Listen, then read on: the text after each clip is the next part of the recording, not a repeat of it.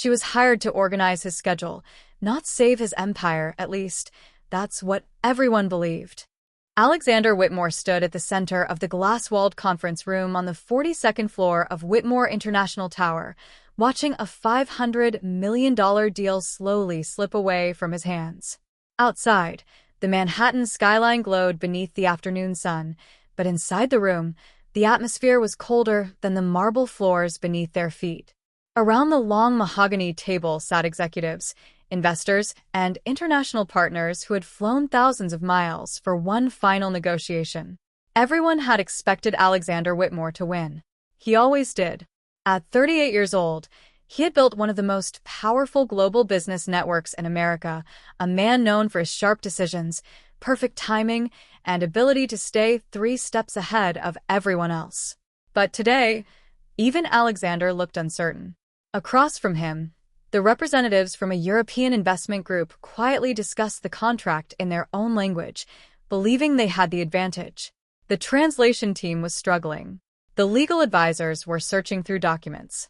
Every second that passed made the room feel heavier. And standing silently behind Alexander was the woman everyone noticed but nobody respected. Emily Carter, his secretary. She held a tablet against her chest, her calm expression unchanged as voices filled the room around her. To most people inside the company, Emily was simply the beautiful secretary who followed the boss everywhere. They noticed her polished appearance, her quiet manners, and the way she always seemed prepared before anyone asked. But they never looked deeper. They never wondered why Alexander trusted her with his most important meetings. They never questioned why she had remained by his side for 2 years when dozens of highly qualified assistants had come and gone. They only saw the title written on her office door. Secretary. Nothing more. Mr. Whitmore, one of the executives whispered, leaning closer with a doubtful smile.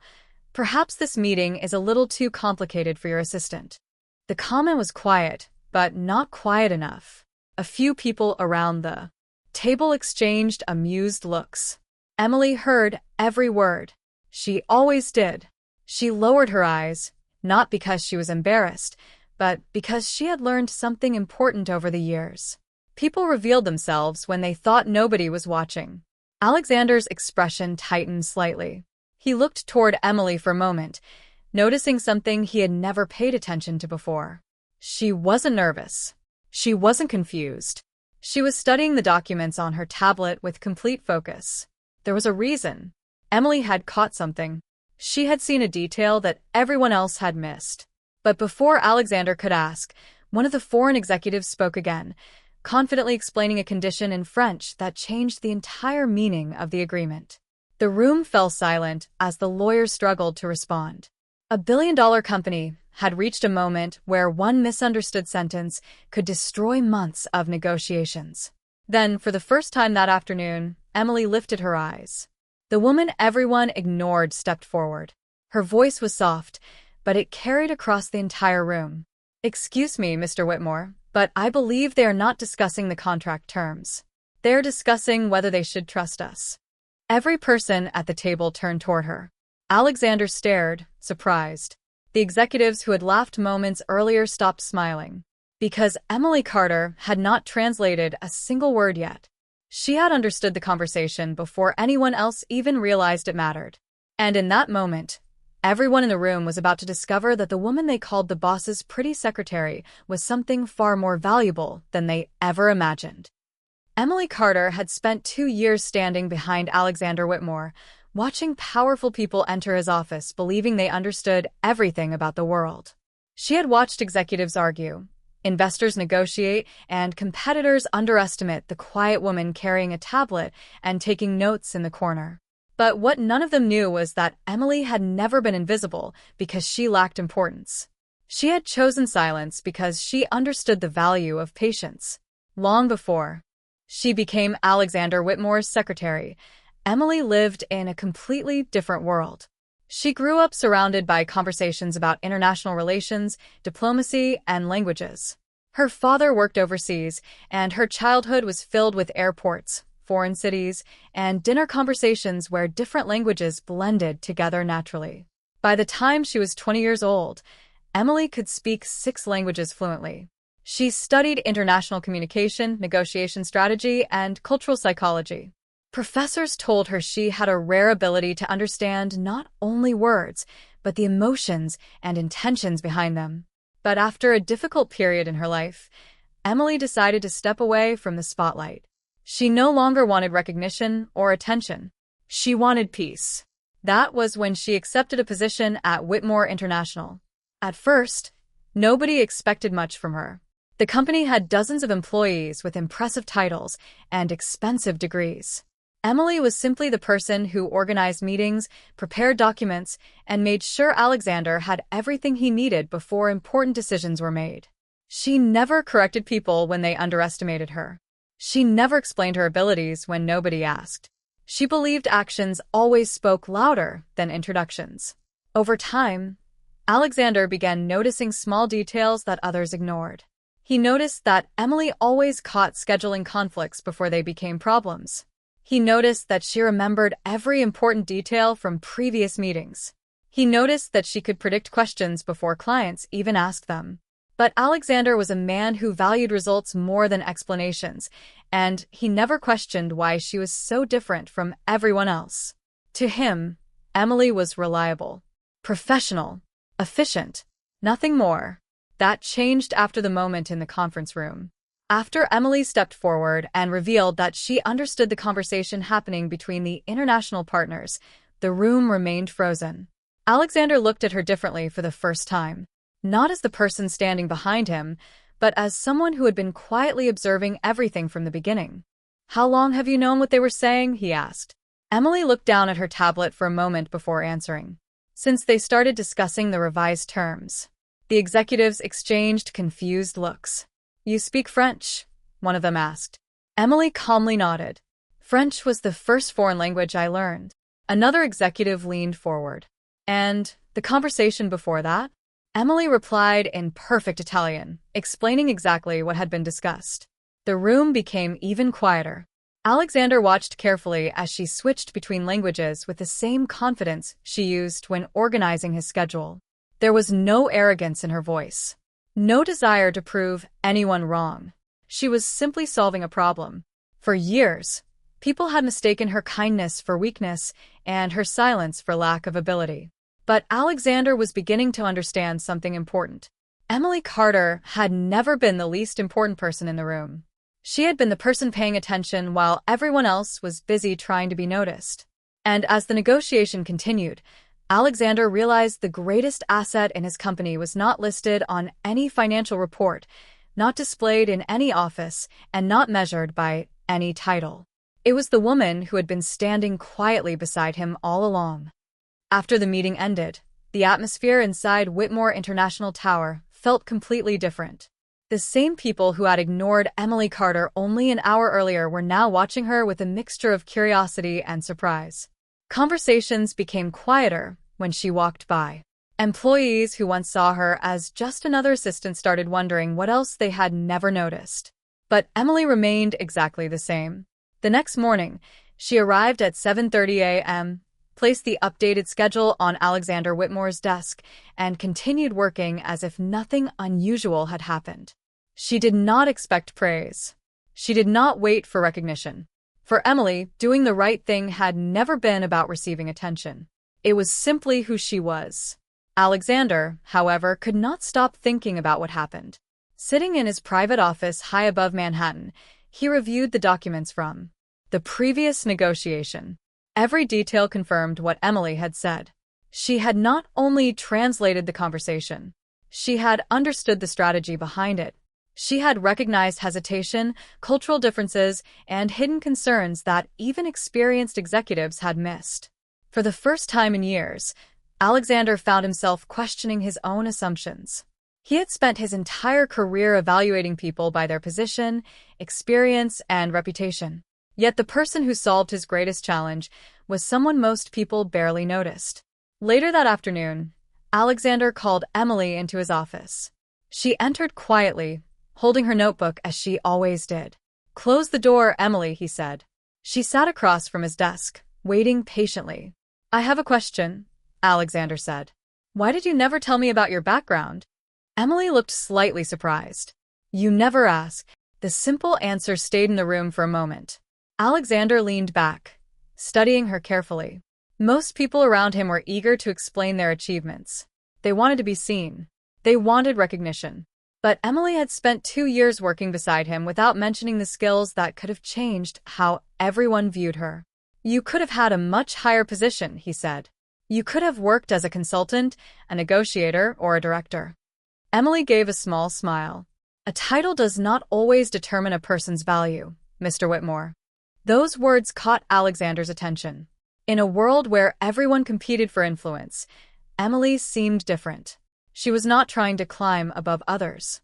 She was focused on contributing something meaningful. But not everyone in the company accepted the change easily. Some executives still believed Emily had simply been lucky. They believed one successful meeting did not prove anything. One of them, Richard Hayes, the senior operations director, made his opinion clear during a leadership discussion. A secretary helping with translation once does not make her a business expert, he said. We should not confuse one impressive moment with real experience. Emily heard the comment from outside the conference room. She did not react. She had heard similar words many times before. People often believed what they could see. They saw her quiet personality, her modest role, and her calm behavior. They never saw the years of preparation behind it. Alexander noticed her silence. He also noticed something else. Emily was not offended because her pride had been hurt. She was disappointed because the company was still making the same mistake. It was judging people before understanding them.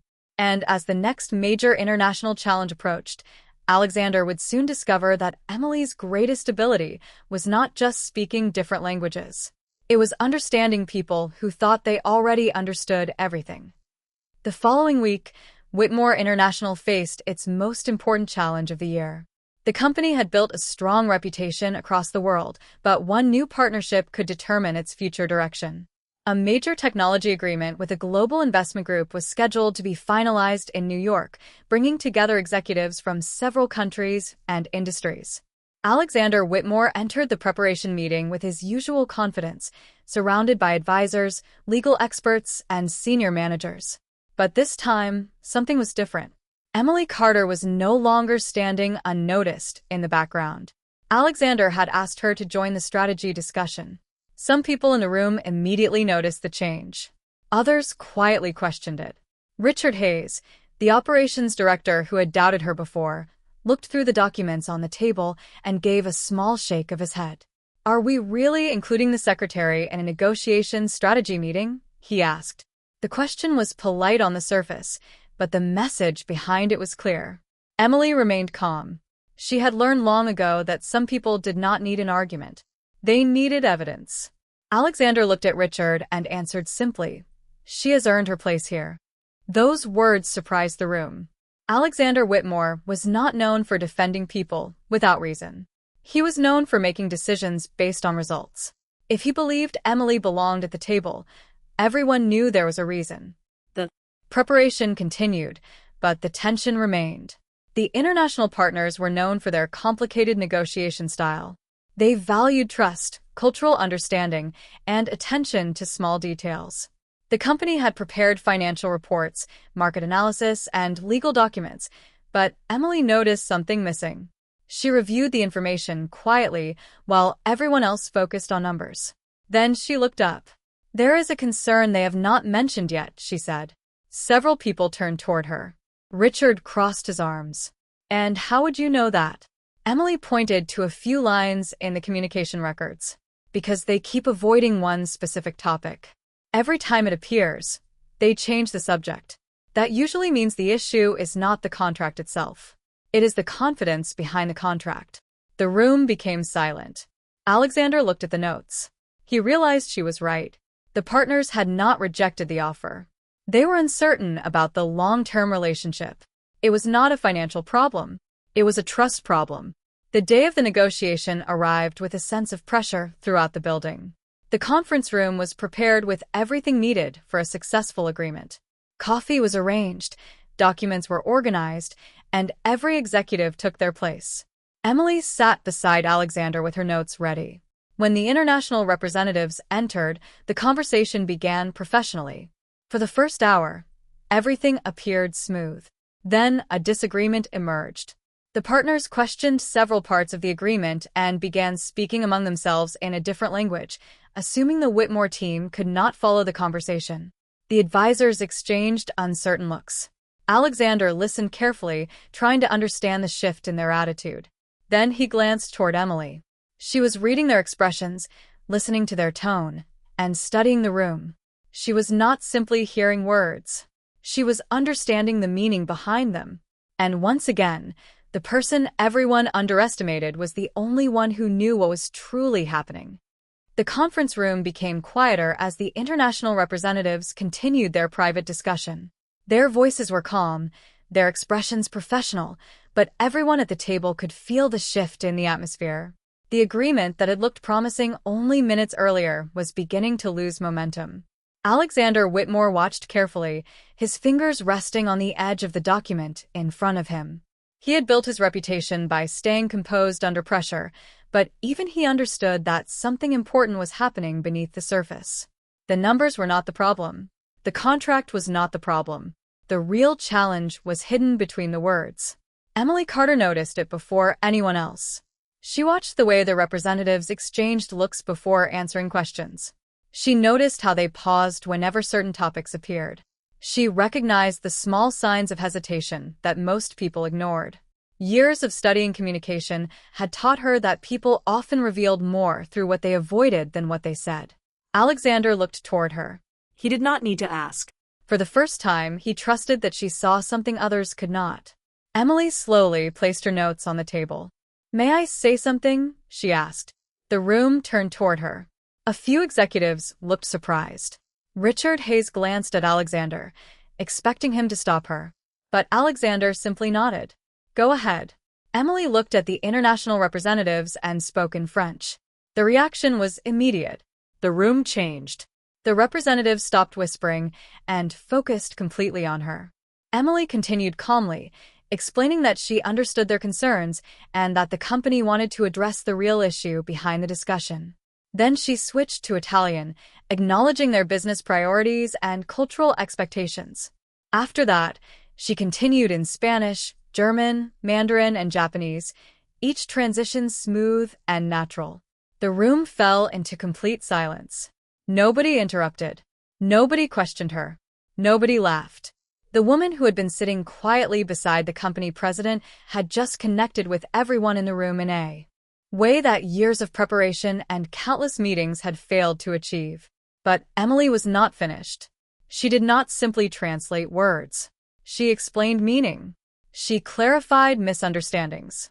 She recognized small cultural differences that could have created unnecessary distance between both sides. "They are not asking for a better price," Emily explained. "They want reassurance that this partnership will be respected beyond the first agreement." Alexander listened carefully. The realization was clear. Emily had understood the situation from the beginning. She had not only understood the languages. She had understood the people. The representatives responded positively, appreciating that someone had taken the time to understand their perspective instead of simply trying to win the negotiation. Slowly, the tension disappeared. The conversation became more open, more honest, and more productive. Across the table, Richard Hayes remained silent. The same man who had questioned why Emily belonged in the room now had no argument left. Alexander looked around the conference room and noticed something he had never considered before. The most valuable person at the table was not always the one speaking the loudest. Sometimes it was the person who listened the most carefully. By the end of the meeting, the agreement that seemed uncertain was back on track. The executives exchanged congratulations, but Alexander's attention remained on Emily. For years, everyone had seen her as someone who supported the person in charge. Now they finally understood something different. Emily Carter was not standing behind power. She was one of the reasons power succeeded. After the agreement was successfully completed, the atmosphere inside Whitmore International changed in a way nobody expected. The same employees who once walked past Emily Carter without a second thought now looked at her with a new kind of respect. But Emily did not change the way she worked. The next morning, she arrived at the office at 7:30 a.m., reviewed Alexander Whitmore's schedule, prepared his documents, and handled her responsibilities with the same quiet focus she had always shown. She did not act like someone who had proven a point. She acted like someone who had simply done her job. Alexander noticed that, sitting in his office, surrounded by the same expensive furniture and city views he had seen every day, he found himself thinking about how little he had actually known about the person who had worked beside him for 2 years. Emily had never asked for special treatment. She had never used her abilities to gain influence. She had never reminded anyone of the moments when she had quietly prevented problems before they appeared. She simply continued forward. For someone like Alexander, that was unusual. He had spent most of his life surrounded by people who wanted something from him. Employees wanted promotions. Partners wanted advantages. Executives wanted recognition. But Emily wanted none of those things. She wanted the work to be done correctly. That afternoon, Alexander asked her to join him for a review of the completed deal. The conversation was different from their usual meetings. It was not about schedules or deadlines. It was about understanding. "How many times have you noticed problems before they happened?" Alexander asked. Emily looked through her notes. "A few times." Alexander raised an eyebrow. "A few?" Emily gave a small smile. "I do not usually mention every small issue unless it requires action." Alexander looked at the reports in front of him. There were notes about previous meetings, potential misunderstandings, and recommendations that had improved communication with several clients. All of them had been prepared by Emily. All of them had helped the company. And none of them had ever been presented as her achievements. For the first time, Alexander understood that Emily's greatest strength was not only her intelligence. It was her humility. She had the rare ability to be capable without needing everyone to know she was capable. Later that evening, Alexander walked through the office and noticed something he had never paid attention to before. Employees respected Emily not because of her position, but because of the way she treated everyone. She remembered names. She listened carefully. She helped new employees feel comfortable. She carried herself with the same kindness, whether she was speaking to a senior executive or someone starting their first day at the company. Alexander realized that leadership was not only about making decisions from the top. Sometimes, true influence came from the people who quietly made everything around them better. Meanwhile, the executives who had once underestimated Emily began seeing her differently. Richard Hayes, especially, seemed uncomfortable with the reality he had to accept. He had judged her based on a title instead of understanding her abilities. He had mistaken her silence for weakness. But now he saw the truth. Emily had never needed to prove that she belonged in the room. She had already belonged there. She had simply been waiting for the right moment to be heard. And for Alexander Whitmore, that realization changed more than one business decision. It changed the way he viewed every person standing beside him. The following Monday morning, Whitmore International held its quarterly leadership meeting on the top floor of the company headquarters. The same conference room where Emily Carter had once been ignored was now filled with people paying close attention whenever she spoke. The difference was not because Emily had changed. It was because everyone else had finally started seeing what had always been there. Around the long table, executives reviewed the company's recent achievements, including the successful international agreement that had secured a major partnership. The numbers were impressive.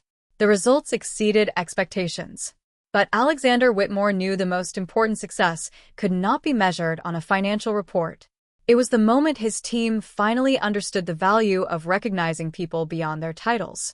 During the meeting, Alexander presented a new strategy for expanding the company's international operations. Then, he turned toward Emily. "I would like Emily Carter to lead the communication strategy for our global partnerships." The room became quiet. Several executives exchanged surprised looks. Richard Hayes looked down at the documents in front of him, clearly remembering the time when he questioned why Emily belonged in important discussions. Emily remained composed. She had never expected a public announcement. She had never worked toward a position. But Alexander continued, "This is not a decision based on one successful meeting. Emily has spent years improving our communication process, preventing misunderstandings, and strengthening relationships with our partners. His words carried weight because everyone knew Alexander Whitmore was not someone who gave recognition easily. He expected excellence, and when he acknowledged someone, people listened. After the meeting ended, Richard approached Emily near the office hallway. For a moment, neither of them spoke. The man who had once dismissed her now stood in front of someone he finally respected. "I owe you an apology," he said. Emily looked at him calmly. "For what?" Richard hesitated. "For assuming I knew your value before I actually understood your work." Emily gave a small nod. "A lot of people make that mistake." Her response was not angry. It was not meant to embarrass him. It was simply the truth. Later that afternoon, Alexander found Emily reviewing documents at her desk. The office around her was busy, filled with conversations and movement, but she remained focused as always. "You handled that well," Alexander said. Emily looked up. "Handled what?" "Everything. The meeting. The recognition. Richard's apology." Emily smiled slightly. People change when they are given a chance to see something differently. Alexander thought about those words. In his world, people often believed strength meant never admitting mistakes. But Emily showed him something different. Real confidence did not require proving someone else wrong. It came from knowing who you were, even when others failed to see it. Over the next few months, Emily became a central part of the company's international growth. She worked with teams across different countries, helped create stronger partnerships, and continued doing what she had always done. She listened carefully. She prepared completely. She treated everyone with respect. The employees who once whispered about her appearance or questioned her abilities no longer saw her as someone standing behind the company's leader. They saw her as a person who helped move the company forward. And Alexander saw the greatest lesson of all. A person's value was never determined by the role printed on a business card. It was revealed through the impact they made when others finally gave them the opportunity to be seen. Months after the international agreement changed the way people viewed Emily Carter, Whitmore International was no longer the same company. The results were visible everywhere. New partnerships were growing, communication between global teams had improved, and employees across different departments had started recognizing the importance of understanding people before judging them. But the greatest change was not found in the company reports. It was found in Alexander Whitmore himself. For years, Alexander believed leadership meant having all the answers. He built his success by making quick decisions, controlling every detail, and staying ahead of every challenge. In his world, uncertainty was something to eliminate. Mistakes were something to avoid. But Emily had shown him another perspective. Sometimes the person with the quietest voice could have the clearest vision. One evening, after most employees had left the office, Alexander stood near the large windows of his office overlooking Manhattan. The city lights reflected across the glass, and for the first time in a long time, he allowed himself to think about the people behind the achievements. He thought about the executives who chased recognition, the employees who worked silently without being noticed, and Emily, the woman who had spent 2 years contributing without ever demanding attention. When Emily entered his office with the final documents for the week, Alexander looked up. "Do you ever wonder why people underestimate you?" he asked. Emily placed the documents on his desk and considered the question. "Sometimes," she answered. "But I learned that other people's opinions do not define my abilities." Alexander nodded slowly. That answer stayed with him. Many people around him spent their lives trying to convince others of their worth. Emily had done the opposite. She had focused on becoming valuable, whether anyone noticed or not. Over the following weeks, Alexander began making changes throughout the company. He encouraged managers to listen more carefully to their teams. He created opportunities for employees whose skills were hidden behind simple job titles. He started asking questions before making decisions. Some people inside the company noticed the difference immediately. Alexander Whitmore, a man once known for his strict and distant leadership style, was becoming someone who valued understanding as much as efficiency. Emily noticed the change too. She saw that Alexander was no longer measuring people only by what they could produce. He was beginning to recognize what they could contribute. During a strategy meeting with senior leaders, One executive suggested focusing only on the most experienced employees for future projects. Alexander paused before responding. Experience matters, he said, but potential matters too. We cannot build the future if we refuse to see the people who can create it. Everyone in the room understood where those words came from. The lesson had started with Emily. The woman who was once overlooked had changed the way a powerful leader viewed the world around him. Later that afternoon, Alexander passed Emily's office and saw her helping a new employee understand a complicated international communication process. She was patient, thoughtful, and encouraging. She treated the new employee with the same respect she gave everyone else. Alexander stopped for a moment and realized something important. Emily had never tried to become powerful. She had become respected because she gave respect first. In a world where people often searched for influence, she had found something far more meaningful. Trust. And for Alexander Whitmore, that was the lesson he would remember long after the deal, the meetings, and the numbers were forgotten. 1 year after the moment that changed the way Whitmore International viewed its people, the company celebrated another successful year of growth. The annual leadership event brought together executives, employees, and partners from around the world inside the same building where Emily Carter had once been overlooked. The room was filled with conversations, laughter, and stories about the company's achievements. But among all the accomplishments being celebrated, one name was mentioned more than any other. Emily Carter. Not because she had demanded attention, not because she had searched for recognition, but because she had proven something that many people had forgotten. True value does not always arrive with a powerful introduction. Sometimes it arrives quietly and waits for the right moment to be discovered. On the stage that evening, Alexander Whitmore stood before the entire company.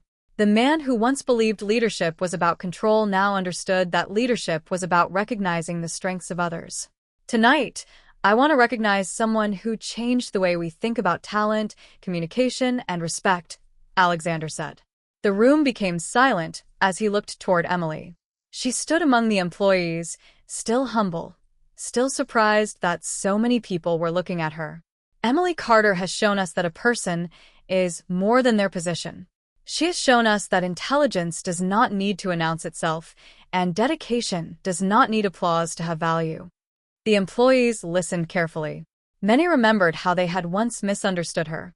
They remembered seeing her as only an assistant, someone who organized meetings and handled schedules. They had judged the role before understanding the person. But Emily never responded with anger. She responded with excellence. After the event, Emily walked through the quiet halls of the office, looking at the same place where she had spent countless hours working behind the scenes. The building had not changed. The glass walls were still the same. The city lights outside were still shining across Manhattan. But everything felt different, because people had changed. Alexander joined her near the window. For a moment, they simply looked at the city below. "Do you ever think about what would have happened if nobody noticed your abilities?" he asked. Emily smiled softly. "I would have continued doing my work." Alexander looked at her thoughtfully.